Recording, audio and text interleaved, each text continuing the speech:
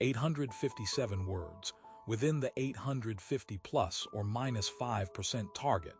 Here's the final script. In the autumn of 1874, in a hospital ward in Breslau, a stroke patient opened his mouth and spoke in flawless, flowing sentences, perfect grammar, perfect rhythm, not one word of it meaning anything. And neuroscientists still cannot fully explain why his own brain never told him something was wrong. The doctor examining him was Carl Wernicke, 26 years old, barely out of his own training, working in a public psychiatric ward where most of his colleagues assumed confused speech simply meant a confused mind. The patient had suffered a stroke days earlier. His arms worked. His legs worked.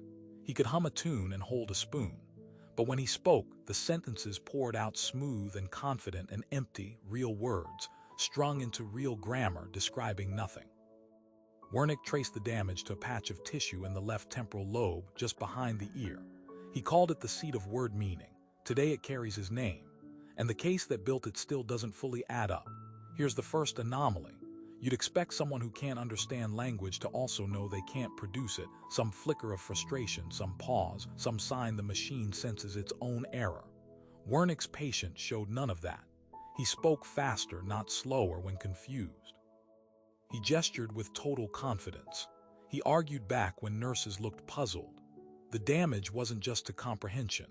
It was to the wiring that lets a mind check its own output, and that wiring, it turns out, isn't fully mapped even now. For decades, the working theory was simple. Wernicke's area handles understanding, Broca's area up front handles production, and a bundle of fibers called the arcuate fasciculus connects them. Break the back half, and you break comprehension while leaving the mouth free to run on autopilot. Clean, modular, textbook. It's still what gets taught in introductory neuroscience courses. It's also, researchers now admit, close to wrong. Here's what breaks it. Modern lesion mapping, MRI overlays on hundreds of stroke patients since the 1970s, shows the damage in classic Wernicke's aphasia rarely stays inside Wernicke's original patch. It bleeds into surrounding cortex, sometimes deep into structures nowhere near the temporal lobe. Some patients with the exact lesion Wernicke described don't get the fluent, meaningless speech at all. Some patients with completely different damage get it perfectly. The symptom and the location don't line up the way the textbook promises they should. Whatever produces that specific, chilling combination, fluent nonsense plus zero awareness of the nonsense, isn't sitting neatly in one zone of cortex waiting to be pointed at. And here is the detail that still unsettles the people who study this. The blindness isn't general.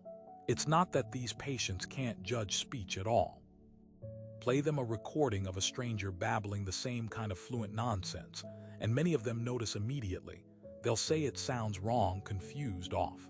Point out that the recording is their own voice and the reaction doesn't change.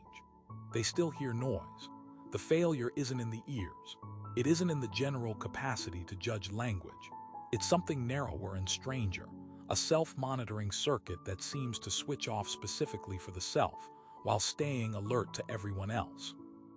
Clinicians have a name for it, anosognosia for aphasia, but a name isn't an explanation, and nobody has produced one that survives every case.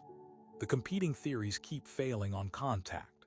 One says it's a pure feedback loop failure, the brain unable to compare its own speech output against its own comprehension system in real time.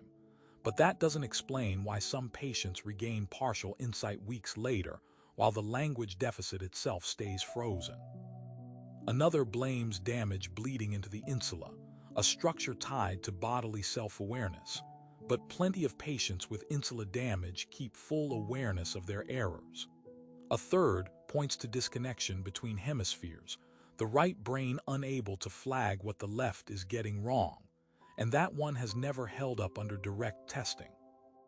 A newer proposal, built on functional imaging from the last 15 years, suggests the monitoring failure isn't a single broken switch at all, but a graded breakdown that depends on exactly how far the damage spreads past Wernicke's original patch, which would mean every patient is, in effect, a slightly different disorder wearing the same name. Every framework explains some patients and abandons the rest. So the region behind your left ear that lets you understand this sentence is also, in a documented and repeatable way, capable of shutting off the one function that would let you know if it stopped working. And in over a century of study, nobody has pinned down why the shutdown and the damage don't always travel together.